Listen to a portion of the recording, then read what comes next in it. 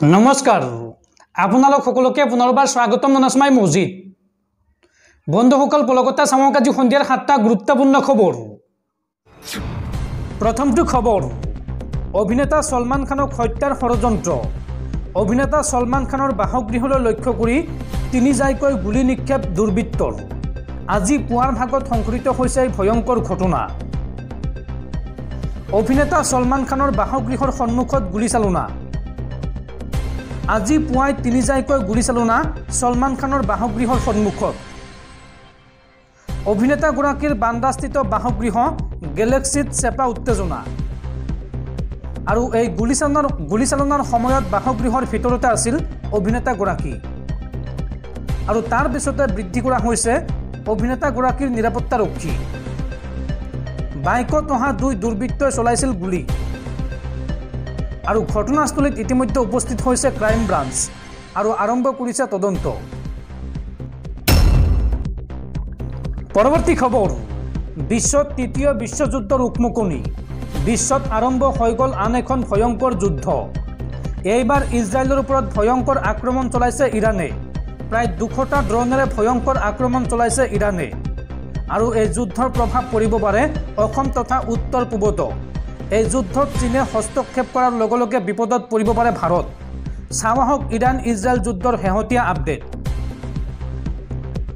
আৰম্ভ হৈছে তৃতীয় বিশ্বযুদ্ধৰ উকমুকনি জেৰুজালেমক লৈ সৃষ্টি হোৱা যুদ্ধখনে ল'লে ধৰ্মযুদ্ধৰ ৰূপ 7 অক্টোবৰ 2023ত আৰম্ভ হোৱা যুদ্ধৰ ভয়ংকৰ পৰিণতি আতংকগ্ৰস্ত পৰিৱেশ বৰ্তমান মধ্যপ্ৰাচ্যত এইবাৰ ইজৰাইলৰ ওপৰত আক্ৰমণ চলাইছে ইৰাণে বেঞ্জামিন নেতানিয়াহুৰ সৈতে ফোনযোগে যুদ্ধৰ আপডেট ল'লে মাৰ্কিন ৰাষ্ট্ৰপতি জো বাইডেনে আৰু যিকোনো মুহূৰ্তত এই যুদ্ধত হস্তক্ষেপ কৰিব পাৰে আমেৰিকা যুক্তৰাষ্ট্ৰই ইয়াৰ লগে লগে হাত সাবটি বহি নাথাকে ৰাছিয়া আৰু চীন আৰু এই যুদ্ধত চীনৰ হস্তক্ষেপৰ লগে লগে বিপদত পৰিব পাৰে ভাৰত যুদ্ধৰ প্ৰভাৱ পৰিব পাৰে অসম তথা উত্তৰ পূৰ্বাঞ্চলত প্ৰথম অৱস্থাত ইজৰাইলৰ পক্ষত থকা ভাৰতে বেক ষ্টেপ লৈছে পৰৱৰ্তী সময়ত ৰাষ্ট্ৰসংঘৰ মজিয়াত অধিকাংশ দেশৰ বিৰোধিতা ইজৰাইলৰ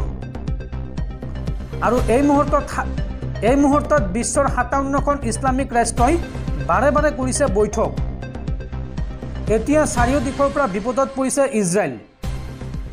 ইজৰাইলৰ ওপৰত ইৰাণৰ ভয়ংকৰ আক্ৰমণ 200ৰো অধিক ড্ৰোন আৰু মিছাইলেৰে আক্ৰমণ চলাইছে ইৰাণে আৰু সমগ্ৰ মধ্যপ্ৰাচ্যত বৰ্তমান তীব্ৰ উত্তেজনা ইয়েমেন আৰু লেবাননো আক্ৰমণ চলাইছে ইজৰাইলক এই আক্ৰমণত ইজৰাইলৰ সামৰিক ঘাটিত ক্ষতিসাধন হৈছে আৰু এই মুহূৰ্তত দুখন দেশত জাৰি কৰা হৈছে হাই এলাৰ্ট দুখন দেশৰ মাজত বৃদ্ধি পাইছে তীব্ৰ উত্তেজনা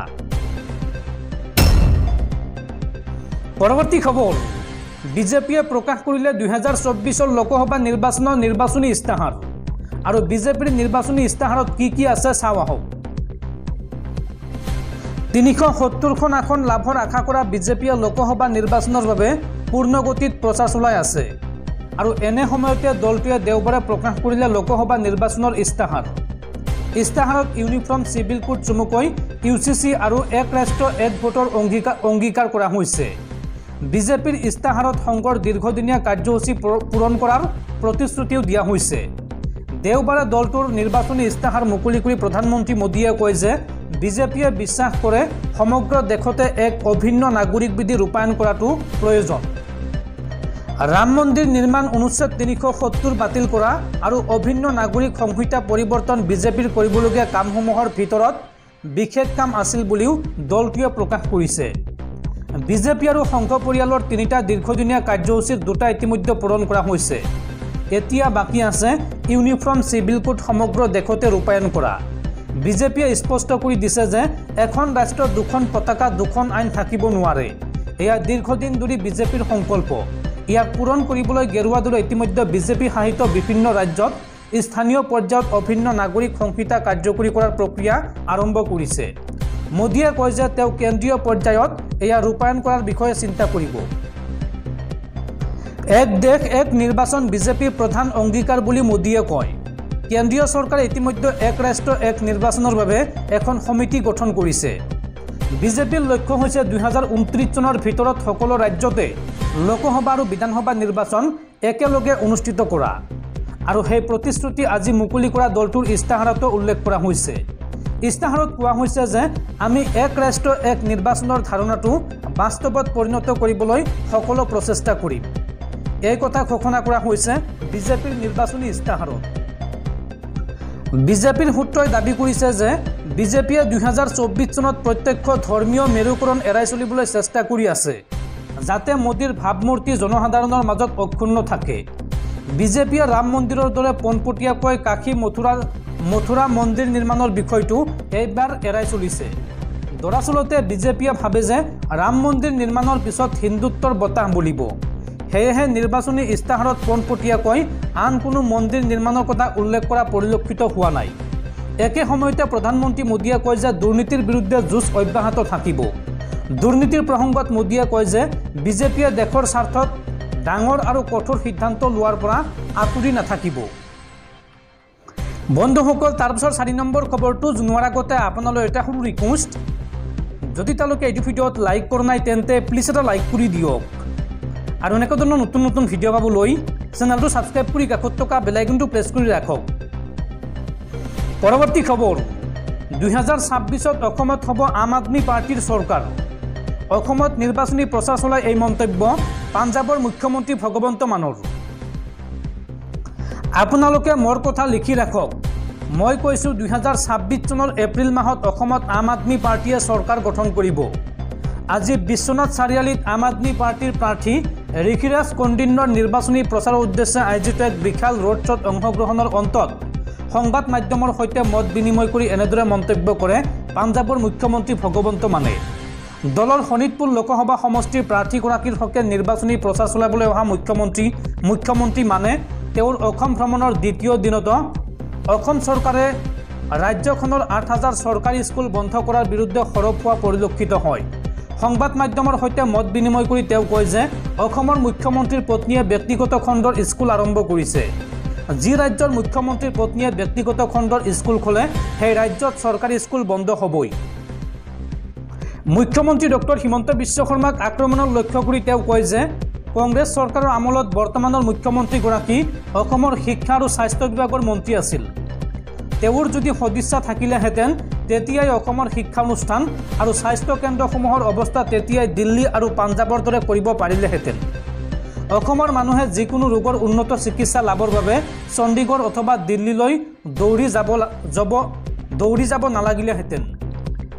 পাঞ্জাৱৰ মুখ্যমন্ত্ৰীগৰাকীয়ে লগতে কয় যে তেওঁৰ ৰাজ্যত বিগত 2 বছৰৰ ভিতৰত 43,000 চৰকাৰী নিযুক্তি প্ৰদান কৰিছে। পাঞ্জাৱৰ বৰ্তমান চৰকাৰে ৰাজ্যখনত দুৰ্নীতিমুক্ত প্ৰশাসন গঢ়ি তুলিছে। বিশ্বনাথ চাৰিআলিৰ ক্লক টাৱাৰৰ পৰা চহৰৰ মূল পথৰে কেইবা কিলোমিটাৰ জোৰা বিশাল ৰোড শ্ব'ত অংশগ্ৰহণ কৰি মুখ্যমন্ত্ৰী ভগৱন্ত মানে অসমৰ চাহ শ্ৰমিকৰ মজুৰি 450 টকালৈ বৃদ্ধিৰ গেৰাণ্টি দিয়ে আৰু চাহ বাগিচাৰ লোকৰ মাটিৰ পট্টা প্ৰদানৰ সংকল্প ঘোষণা কৰে। পৰৱৰ্তী খবৰ, ইভিএম সন্দৰ্ভত RTIৰ উত্তৰ নিদিয়া নিৰ্বাচন আয়োগে আৰু এই সন্দৰ্ভত কেন্দ্ৰীয় তথ্য আয়োগৰ ভৰ্ৎসনা ইলেকশ্যন কমিশ্যনক। ভাৰতীয় নিৰ্বাচন আয়োগে তথ্য জনাৰ অধিকাৰৰ আবেদনৰ প্ৰতি সঁহাৰি নিদিয়াত কেন্দ্ৰীয় তথ্য আয়োগে তীব্ৰ আপত্তি প্ৰকাশ কৰিছে। দ্য টেলিগ্ৰাফৰ প্ৰতিবেদন অনুসৰি এই RTIত আয়োগক নিৰ্বাচনৰ সময়ত ইভিএম আৰু VVPAT মেচিনৰ নিৰ্ভৰযোগ্যতাৰ ওপৰত উত্থাপন হোৱা প্ৰশ্নসমূহক প্ৰতিনিধিত্ব কৰিবলৈ গ্ৰহণ কৰা পদক্ষেপসমূহৰ উত্তৰ দিবলৈ কোৱা হৈছিল। ইয়াক তথ্য জনাৰ অধিকাৰ আইনৰ চৰম উলংঘা বুলি অভিহিত কৰি CICয়ে নিৰ্বাচন আয়োগক লিখিত ব্যাখ্যা দিবলৈ নিৰ্দেশ দিছে। ইভিএম VVPAT আৰু গণনা প্ৰক্ৰিয়াৰ বিশ্বাসযোগ্যতাক লৈ প্ৰশ্ন উত্থাপন কৰি সবিশেষ বিচৰাসকলৰ ভিতৰত প্ৰাক্তন IAS বিষয়া MG দেৱ সহাম আছে। জানিব পৰা মতে 2022 চনৰ 22 নৱেম্বৰত দাখিল কৰা RTI আবেদনৰ জৰিয়তে দেৱ সহামে তথ্য বিচাৰিছিল যে তেওঁৰ RTIৰ কোনো দায়িত্বশীল ব্যক্তিৰ সৈতে কোনো বৈঠক অনুষ্ঠিত হৈছে নেকি বা এই ফাইলটো কাক প্ৰেৰণ কৰা হৈছে। বাধ্যতামূলক 30 দিনৰ ভিতৰত নিৰ্বাচন আয়োগে তেওঁক কোনো সঁহাৰি নিদিয়াৰ লগতে উচ্চপদস্থ বিষয়াৰ ওচৰত দেৱ সহামৰ প্ৰথম আবেদনৰ শুনানি গ্ৰহণ কৰা নহ'ল। আয়োগৰ সঁহাৰিৰ অভাৱৰ কথা উল্লেখ কৰি দেৱ সহামে দ্বিতীয়খন আবেদনত CICৰ কাষ চাপিছিল।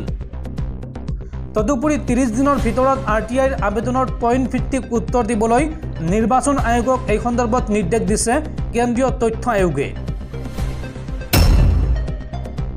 পৰৱৰ্তী খবৰ, কংগ্ৰেছৰ সাংসদ গৌৰৱ গগৈক লৈ আশ্চৰ্যজনক মন্তব্য AIUDF প্ৰধান মৌলানা বদৰুদ্দিন আজমলৰ। বদৰুদ্দিন আজমলে এই সন্দৰ্ভত মন্তব্য কৰি কয় যে গৌৰৱ গগৈ বৰ্তমান মুছলমান হৈ গৈছে, গতিকে এতিয়া হিন্দু মানুহে ভোট দিব নালাগে গৌৰৱ গগৈক।